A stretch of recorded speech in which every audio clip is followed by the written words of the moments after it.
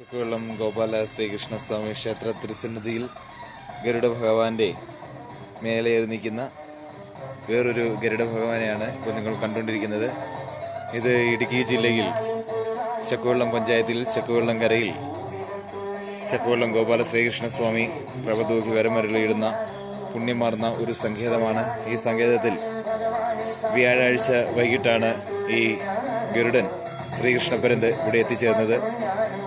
ശ്രീകൃഷ്ണപരന്ത് ഇവിടെ നിന്നും പോകുന്നില്ല.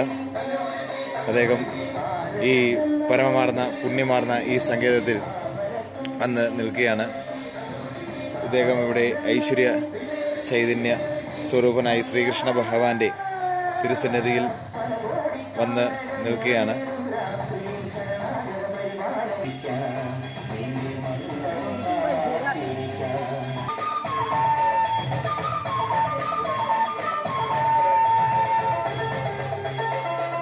Ayun,